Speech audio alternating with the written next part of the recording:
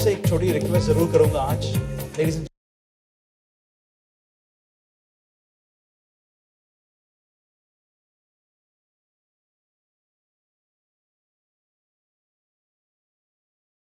eminent dignitaries on the dais. Thank you for inviting me here. Now, I've been driving education program for the last 10 years. Yeah. So I've been driving education program for the last 10 years. I can talk more from the academia perspective. Day in, day out, I interact with students, professors, and skill development. This term in itself has become very common.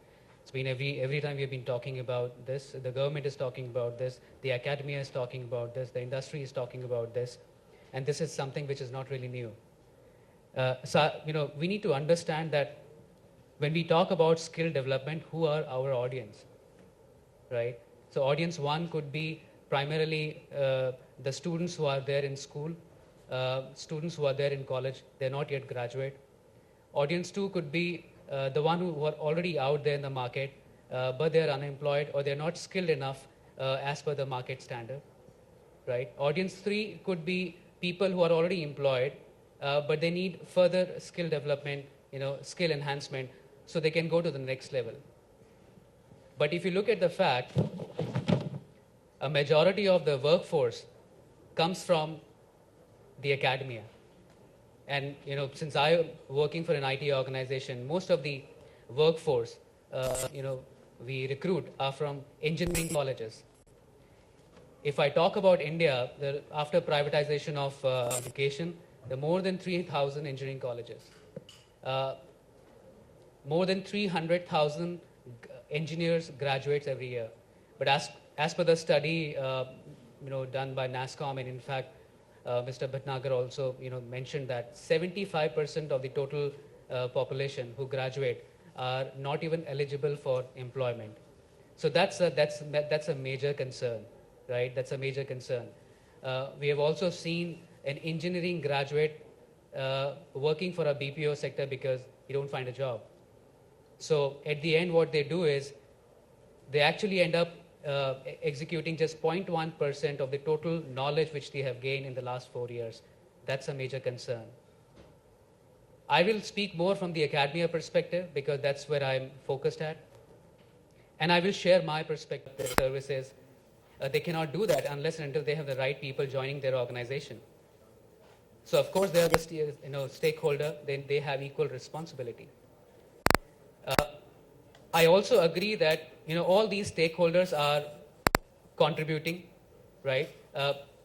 If I talk about government, they are pumping a lot of funding. They're driving a lot of initiative, trying to work out ways so that they can enhance the skill of the students. Academia, of course, industry, they also have their different education program. The unfortunate thing, what I have observed is, all these three stakeholders are driving their initiatives on a parallel track. Now, there could be X amount which government is funding, they're doing X, Y, Z, right? And they have their own monitoring system, they have their own metrics to measure the success of the outcome. Academia, if you look at primarily, in India, if you pick the syllabus of one university of computer science or IT, try to map it with another university, they don't match. If you pick the syllabus of a government university and try to map with another government university, it doesn't match. Which means there is no sync between the universities itself. They're not talking to each other. So even there, the gap exists, right? Which means a computer science student from X university will have a different syllabus, and a student from Y university will have a different set of syllabus. But both are computer science students. So somewhere I don't understand this. Industry, if I talk about industry, every industry today has their education program, right? You talk about automobile or IT, they have one or the other education program. You will find their presence in academia. But the fact remains, they're about their own products. They're only trying to educate students on their technology, right? even though everybody understands the technology keeps changing after 6 months, right? If we are there only to brand our products, if we are there only to market our organization, then we are not going anywhere. So first, again, I agree with what Colonel Saroop said, that the whole initiative has to be driven from at a national level. It should not be that, there are 3 different parallel tracks. These track needs to be merged into one. What EMC has done, EMC Academic Alliance program, we started and we designed the model in such a way that the first highlight was we are not going to talk about EMC anywhere. Number 1. Number 2, we will design courses where we will not talk about EMC product at all. Our courses are going to be based on fundamental and concept, right? If your curriculum is based on fundamental and concept, it's easily adaptable by university, right? And that's the reason most of the state technical university, be it Rajiv Gandhi Technical University based out of Madhya Pradesh, they have 217 engineering colleges affiliated to it. They have integrated our courses as a part of a regular subject for computer science, IT, and MCA. Similarly, University of Mumbai, University of Pune have added another scheme called Skill Development Scheme. It's a mandatory subject for every student, and they have added information storage and management, cloud infrastructure services, data science and big data analytics as a subject offering under a skill development program. Now why? Because the courses are based on fundamental and concept, right? We are teaching them what virtualization means. We're teaching them how to, what do you mean by cloud? How do you deploy cloud? How do you design the whole architecture of cloud, right? In data science, we're talking about statistics. Now, Indians are known for statistics. Indians are known for mathematics, right? But the unfortunate part is that these things with time got diluted. Now, again, it's coming up.